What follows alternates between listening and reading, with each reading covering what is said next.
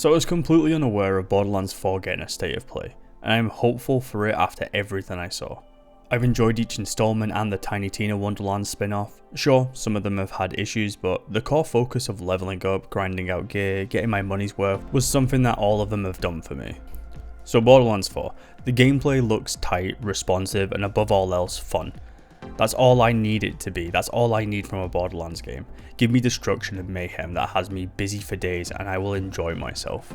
The playable Vault Hunters have been touched up to not look bland and boring, with information dropped about them all. We have Vex the Siren, who will probably be the first Siren I enjoy playing, sporting a vibrant purple-pink style in her default colour scheme, who summons familiars in the shape of a cat beast and a Grim Reaper and fires off energy balls. Her gameplay looks a lot of fun. Then we have Rafa the Exo Soldier, who has these digi-structured weapons that form over him. He's the blandest looking character in terms of design, but I feel like he'll have a lot of fun things to mess around with within his skill tree. Rafa's spinning blade attack kind of reminds me of some of the melee skills in Tiny Tina's Wonderland, which I'm happy to see. Harlow the Gravatar is most likely going to be my first character to play. I think her focus on tech and gadgets within her skill tree will be a blast to explore, and Gearbox tend to do well with creating these. Happy she got touched up in her design to make her look like a mad tech scientist, as she was easily the most forgettable in Borderlands 4 first reveal of the characters. And lastly, Amon, the Forge Knight, which is normally an archetype I'm not interested in as this mammoth man towering over everyone, but his backstory of being part of a cult that worshipped a vault monster before it killed his people, leaving him as a sole survivor, really interests me, and I hope that's something his dialogue touches on, plus huge axes look like a blast too.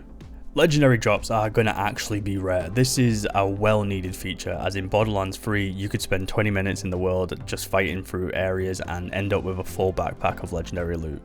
It was great when it first started happening, but the legendaries just have no weight when they feel really common, so I'm glad that they're implementing this change. You get a forever vehicle that you can summon, and thank God, I can't count the amount of times I had to head to a catch-a-ride station, which was just far enough away to be irritating. I think this is a great addition and I'm happy to see this as well. Weapons have always come with different manufacturers, but there are also going to be weapons in the game that have multi-manufacturers on one weapon. And this is exciting, as some weapons I don't use because I dislike the charge up shot or the fire rate is slow. I feel like multi-manufacturers on one weapon will remedy this and give people a foot in the door to play with weapons they normally wouldn't give a chance. I don't know how I feel about the story so far, but it feels very Borderlands, which is all it needs to do. Stick to the themes, make sure the gameplay is sound, and it's probably going to be a blast. I'm really excited about this, as Borderlands 4 will be available on the 12th of September 2025. So after I finished watching all that was shown on Borderlands 4, I noticed that on the side of YouTube, recently uploaded videos on PlayStation's channel. So I opened up a few of them and I'm so happy I did, because watching to the end of all of these games and seeing a 2025 release window was incredible. So let's get into some of them. Ghost of Yote. The story looks like it's going to focus on vengeance, as this collective of men known as the Yote 6 slaughtered Atsu's whole family, and from the trailer left her for dead. I'm assuming the scripture she's carrying around has the Yote 6 name on it, and when she defeats them she'll clean her sword with it, leaving a blood stain over their name, like a vengeance checklist. It does feel like Atsu is going to be more of an anti-hero, but that's good as it can tackle more morally grey areas because of this. We didn't get tons of gameplay, but seeing combat with multiple weapons was a blessing, as we saw the katana, the kusarigama, spear, dual katanas, with it also being stated that we will also have access to an odachi as well. Atsu will meet masters of these weapons and learn skills bolstering her arsenal. I'm a little worried about how this plays, as having so many weapons might hinder the combat where the stance system thrived in Ghost of Tsushima. The combat does look good though. We didn't see a proper fight, but more highlights of kill moves to display what these will look like with these new weapons, but they look weighty and sound impactful, and not something I'm worried about at all. They had them figured out in the previous game. Only time will tell on this one. It looks good and I'm excited about it, plus grapple hooks, because every game needs a grapple hook these days. Plus the world is beautiful, regardless if it's a temple on fire or an open field. This game just screams love and care when it comes to the environment. While not seeing much, we certainly saw enough to get excited about, see how they're building out the game and how the combat and exploration is going to work. I'm going to need to visit a friend with a PS5 so I can actually play Ghost of Yote on the 2nd of October 2025. Chang Fallen Feather. This game has been on my radar since its first announcement. and it just looks interesting in a creepy fight to survive kind of way. I don't know what it is, but there's something about this game that's pulling me in and I'm excited to jump into this world. God, I need to finish other games first. The game looks like a freeway love child of Sekiro, Nioh and Black Myth Wukong. All the combat looks quick and reaction focused with dodges and parries. Visceral executions and combos, it just looks like an incredible game, and I feel like it will most likely carry a challenge for everyone who enjoys Souls-likes and action hack and slashers. This game is most likely going to follow the tried and true formula of explore a dangerous area, fight groups of enemies before testing your resolve against a mini-boss, and then the end of area boss. While I am kind of tired of everyone making Souls-like games, there's something special about Chang Fallen Feather. Maybe it's the flair of the combat as you do these spectacle attacks that illuminate around you, or the designs of the enemies from normal humanoids to gangly creatures, or maybe it's just the world environment itself looking so beautiful.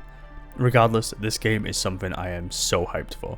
With the boss fight they showcased, during this 1v1 fight, the first phase seems very grounded and equal footing in terms of size and attacks, two masters of the blade locked in combat as they clash against each other, in search for victory.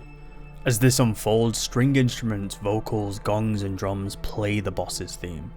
But upon phase 2 starting, the music begins to riff from an electric guitar, the drum pattern ramps up as the music shifts into a more rock focused theme, while the boss shifts into a chimera displaying its beastly attacks and patterns.